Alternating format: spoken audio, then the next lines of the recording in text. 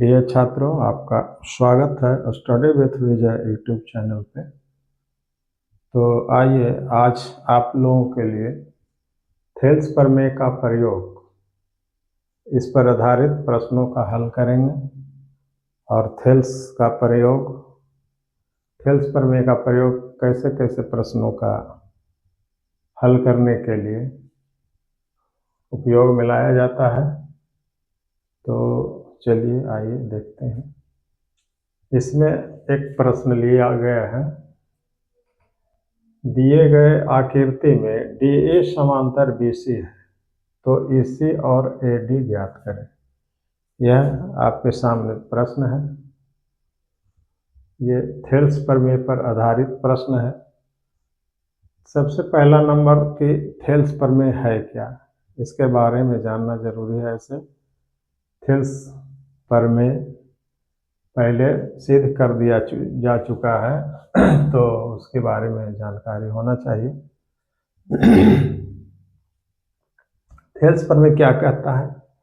Thales प्रमेय कहता है कि किसी त्रिभुज के यदि किसी एक भुजा के समांतर कोई रेखा खींची जाती है और वह रेखा शेष दो भुजाओं को अलग अलग बिंदुओं पर प्रतिच्छेद करती है, तो वह अलग अलग बिंदु दो अन्य भुजाओं को एक ही अनुपात में विभाजित करती है। ये थेल्स का प्रमेय कहता है। थेल्स का प्रमेय क्या कहता है कि यदि किसी त्रिभुज के किसी एक भुजा के समांतर कोई रेखा खींची जाती है और वह रेखा शेष दो भुजाओं को भिन्न भिन्न बिंदुओं पर प्रतिच्छेद करती है, तो वे बिंदु दोनों भुजाओं को एक ही अनुपात में विभाजित करते हैं। ऐसा प्रमेय कहता है थेल्स का। तो उसी सिद्धांत पर हम इसको सॉल्व करेंगे।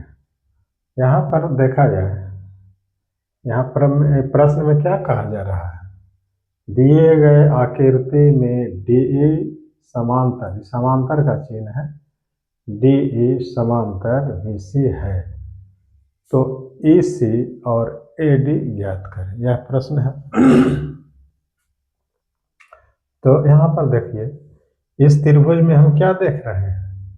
इस त्रिभुज में अभी हम देख रहे हैं कि ABC एक त्रिभुज है जिसमें BC के समांतर DE रेखा खींचा गया है, और यहाँ दिया हुआ है भी कि DE समांतर BC। DE जो है BC के समांतर है और BC के समांतर है, तथा D और E दो अलग अलग बिंदुओं पर इस त्रिभुज के दो अन्य भुजाओं को प्रतिच्छेद कर रही है। तो कहता है तो EC और AD ज्ञात करें। EC मतलब इसमें EC इसका मान नहीं दिया गया है। A से D तक मान दिया है इतना, और D से B तक की लंबाई दिया है 3 सेंटीमीटर, और A से E तक की लंबाई दिया है 1 सेंटीमीटर। इसका लंबाई नहीं दिया गया, छोड़ दिया गया है। तो इसी को ज्ञात करना है पहला चित्र में, जो आकृति पहला आकृति है इसमें। तो इसका हम इस्तेमाल कैसे करेंगे? तो यहाँ पर हम लिखेंगे हल, और आकृति यहाँ पर लिखेंगे आकृति। ये पहला आकृति है, मान लिया जाए कि पहला आकृति है, ये दूसरा आकृति है। तो आकृति फर्स्ट में चूंकि यहाँ पर प्रश्न में दिया गया है, चूंकि DE समांतर BC, चूंकि DE समांतर BC, जब DE BC के समांतर हो गया तो क्या होगा? थेल्स प्रमेय से क्या हो जाएगा? AD बटा DB बराबर AE बटा EC। थेल्स प्रमेय कहता है कि यदि किसी त्रिभुज के किसी एक भुजा के समांतर कोई रेखा खींची जाए, तो दो ये रेखाएं जो दो अन्य बिंदुओं को अलग अलग बिंदुओं पर, दो अन्य भुजाओं को अलग अलग बिंदुओं पर प्रतिच्छेद करती है, तो वे बिंदुएं क्या करते हैं? उन भुजाओं को एक ही अनुपात में विभाजित करते हैं, यानी ए डी बटा डी बी बराबर ए ई बटा ई सी, थेल्स प्रमेय के अनुसार। तो यहाँ पर चूंकि डी ई समांतर बी सी है, डी ई समांतर है बी सी के, तो डी ई बी सी के समांतर है, इसलिए थेल्स प्रमेय से ए डी बटा डी बी बराबर ए ई बटा ए सी होगा। यह थेल्स प्रमेय कहता है कि दो भुजाएं एक ही अनुपात में विभाजित हो जाते हैं। तो एक ही अनुपात में विभाजित के लिए यही सूत्र हो गया, ये हो गया इसका मतलब।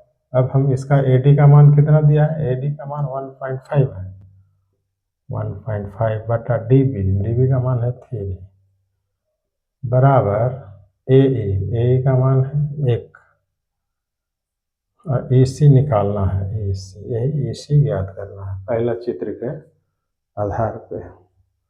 तो यहाँ पर EC ज्ञात करेंगे, अब यहाँ पर क्रॉस मल्टीप्लाई करेंगे ऐसे ऐसे, तो EC यानी, और हम लिखें EC गुने 1.5 बराबर 3 इकाई 3, और हमको निकालना है EC बराबर 3 बटा में 1.5 तो क्या हो जाएगा, ये दशमलव हटा देंगे, यानी 3 बटा 1.5 के हम 15 बटा 10 लिखेंगे, बटा में 10 तो 10 ऊपर चला जाएगा, यहाँ लिख दें, ये हो जाएगा 10। अब देखिए 15 बटा 10, दशमलव हटाने के लिए तो 10 ऊपर चला जाएगा। अब 3 से काट देंगे, 3 पचे 15, आई 5 दूनी 10, यानी EC बराबर कितना आया 2 सेंटीमीटर। EC का मान कितना आया, तो 2 सेंटीमीटर आया, यही EC निकल गया। यहाँ पर EC कहता है कि EC और AD ज्ञात करें, इस चित्र से AD ज्ञात करना है। तो इस चित्र के आधार पे, इस आकृति के आधार पर हम EC का मान 2 सेंटीमीटर ज्ञात कर लिए। अब आइए ये जो फिगर दिया गया है आकृति, हम इसमें अब हल करते हैं, यानी AD ज्ञात करें कहता है प्रश्न में। तो यहाँ पर लिखेंगे यहाँ भी वही बात लिखना है, आकृति 2 में ना, 2 में चूंकि यहाँ भी लिखेंगे, चूंकि DE BC के समांतर है, DE समांतर BC, इसलिए क्या लिखेंगे, जब D BC के समांतर होगा तो AD बटा DB होता है, AD बटा DB बराबर AE बटा EC, AE बटा EC। और अब इसको हल करेंगे, AD का मान हमको ज्ञात करना है, ये दिया नहीं है कुछ, इसलिए AD रहने देंगे। DB का मान दिया है 7.2 बराबर AE का मान दिया है 1.8 बटा में EC का मान दिया है 5.4। चलिए अब इसको हल करना है, कैसे हल होगा, यहाँ पर देखिए, और हम लिख सकते हैं, यहाँ पर क्रॉस मल्टीप्लाई हो जाएगा ऐसे, तिरछे गुना, और हमको चाहिए AD बराबर तो इतना गुना इतना, यानी 1.8 गुने 7.2 बटा 5.4, इसमें हो जाएगा बराबर में, इसको हम दशमलव हटा देंगे, तो कितना हो जाएगा, यहाँ पर देखिए एक अंक के बाद इसमें भी दशमलव, एक अंक के बाद इसमें भी है, दशमलव दोनों का हट जाएगा, 18 तिया हो जाएगा। या उस तरह से नहीं करेंगे तो ऐसे भी कर सकते हैं, देखिए 18 आई बटा में 10 लिखेंगे, आई 72 है, बटा में इसका भी 10 लिखेंगे कि एक अंक के बाद दशमलव है, आई बटा में है 54, यहाँ पर लिखेंगे गुने 54 बटा यानी 10/54, 54/10 लिखते 10 ऊपर चला जाएगा, तो हम 10 और 54 नीचे लिखेंगे। ऐसे हल कर देंगे, यानी 1 10 से 1 10 खत्म। 18 तिया 54, आई हो जाएगा 3, 3 से इसमें भाग देंगे तो 24 तिया 72, 3 24 तिया 72, यानी AD बराबर क्या आ गया? AD बराबर हो गया 24/10। 24 बटा में 10 है, 24/10, यानी एक अंक के बाद दशमलव यहाँ लग जाएगा। AD बराबर कितना हो जाएगा? 24/10 बराबर 2.4 सेंटीमीटर। यही आपका आंसर हो गया। This is your answer, 24 centimetre. तो इस प्रकार से हम थेल्स प्रमेय का प्रयोग करके इस तरह के प्रश्नों का हल कर सकते हैं। यही जानकारी इसमें दिया गया है थेल्स प्रमेय का प्रयोग में।